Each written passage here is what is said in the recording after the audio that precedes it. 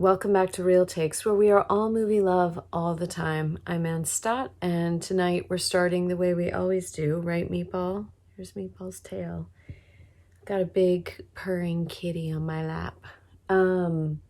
We are starting the way we always do by highlighting an organization I love that I'd love for you to support, and I've actually talked about them before.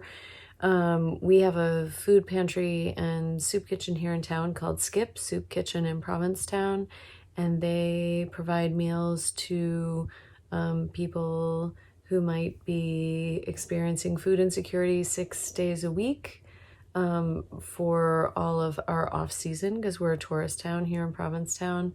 And they also have a food pantry, so they're a huge resource in this town for people who need it. But I encourage you to find your local food pantry, your local soup kitchen that you can support. It's getting cold.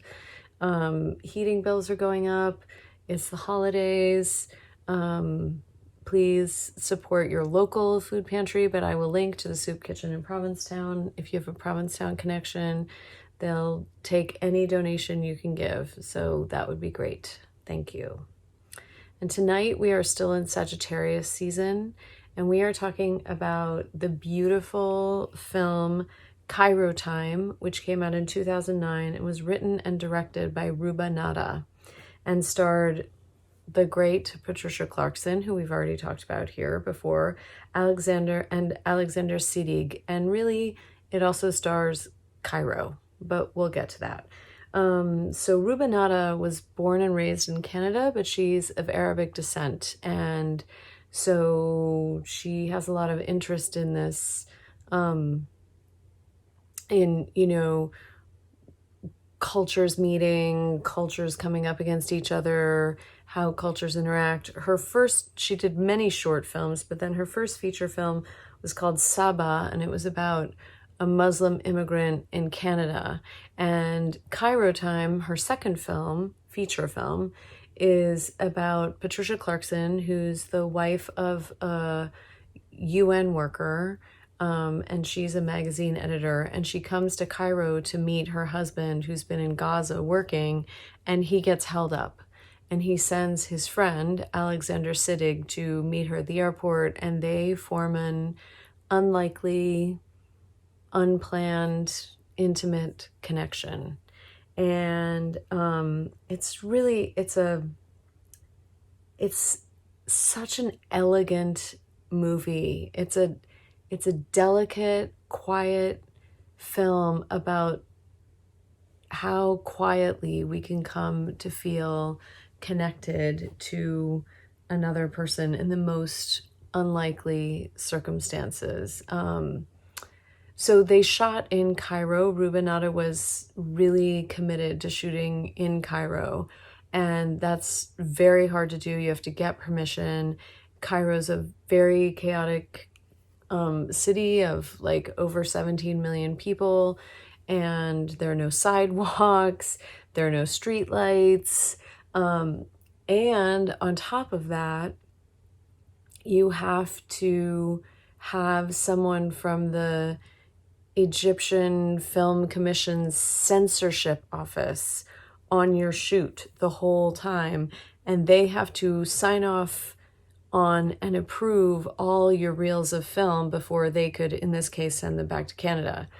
So it's very interesting because the movie is this sort of sensual, quiet, gentle experience, and apparently behind the scenes was anything but that. It was chaos and can we get the shot, and almost getting arrested by police on the street for trying to shoot things and trying to distract this censorship officer while they were shooting things that, she wouldn't like. And apparently the censorship officer is not only in charge of content of the story, but also how Egypt looks. So if there were situations where she thought Egypt wouldn't look good, she was trying to kind of censor those. And so they would, Ruba Nadda has worked a lot with her sister, Fadia, and she says that Fadia can charm anyone anytime. So it would be like, Fadia, take her to coffee, or there was a particularly hard day, and Patricia Clarkson offered to help, and Ruba Nadda said, charm the censorship officer, and she did. She went and charmed her and kept her distracted while they shot other things. So apparently they really liked this woman. She was lovely and charming, but her job made their job more difficult, by the way. So they shot entirely in Cairo. They shot on 35 millimeter film, which you can absolutely feel when you watch it. The texture, the depth of the shots is different than video. And they shot all around the city, and the city is really a character in the film. Ruba Nadda said she's traveled all over the world, and she really considered a bunch of different cities, but she said, there's something very powerful about Cairo, and it kind of has its own pace, and it makes its mark on you. And so that's why she chose Cairo, because this woman is sort of going through parallel experiences, both with this person she's connecting to, and then also being sort of disoriented in this new, different culture and setting. And the effect is just beautiful, and the film really leaves its own impact on you, and it's really sophisticated storytelling. There's no sort of obvious rom-com kind of Hollywoodization of this moment between these two people. And it's such a beautiful portrayal of those like moments in time where you sort of stepped outside your own life, and because of that you make connections in ways that you might not otherwise. And then there's this beautiful acting by Patricia Clarkson and Alexander Siddig. Now, Alexander Siddig is new to me, but he's been in lots of movies, and he would go on to make another movie with Ruba Nadda, as would Patricia Clarkson. And Adam Agoyan, the famous, important Canadian director, was Ruba Nadda's mentor, and he told her, you can't cast chemistry. Like they've got it or they don't. And you just gotta pray. And luckily, she got really lucky. She got really lucky on this one, because these two, one, look gorgeous together on screen, and two, have beautiful chemistry, and both sort of understood the energy and tone of the film, and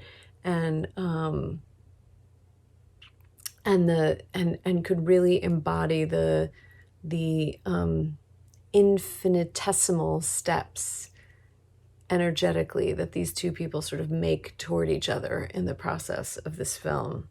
So just a stunning, luscious, beautiful experience. Ruba Nadda has said, one of her many motivations for telling this story is that, the film came out in 2009, and obviously in the 2000s, in the wake of September 11th and the wars and then bombings in Israel, she felt a deep need to bring a story to, Canada, America, Western Europe, of the sort of Arab man that she knows in her father and in other people in her life, as opposed to the stereotype that was, so rampant in those years and still exists in our culture in those years. And, she didn't write the film as a political film, and by setting it as a love story, it obviously, creates all these windows to open up our most vulnerable sides. But by setting the film in Cairo and then casting, this clearly very like tender, intuitive actor, Alexander Siddig, she really achieved her goal on that level while staying totally true to this quiet sweet love story. So, so much going on in this film, you know, in the cracks and crevices and the quiet moments. I love it. It's really beautiful. Ruba Nadda went on to make Inescapable with Alexander Siddig, and then she made October Gale with Patricia Clarkson. She's directed tons of TV over the last 10 years and has a couple of movies in the works. So looking forward to seeing all of that work from her. Oh, and just a shout out to Luc, I'm assuming we say this the French way because he's Canadian, Luc Montpellier, who's the cinematographer. Apparently it was so hot.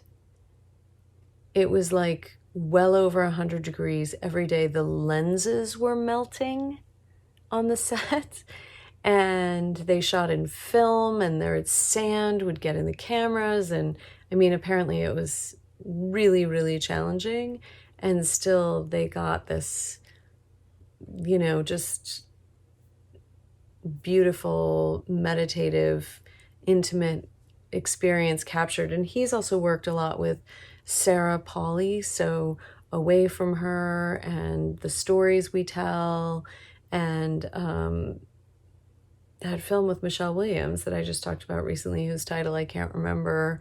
I'll write it in the description. So beautiful camera work by Luc Montpellier, beautiful gift of a film by Ruba Nadda. Please, please check out Cairo Time. Let me know in the comments what you think of it. Don't forget to like and subscribe, and I will see you next Wednesday. Thanks for watching Real Takes. Hit the subscribe button below so the algorithms will tell you when new episodes are out. And if you want to support Real Takes, please visit my Patreon page where you can join at any tier from $2 to $100 per thing I make. The $15 tier is specifically about supporting Real Takes, and you'll get behind the scenes information and be thanked in future videos. See you next Wednesday.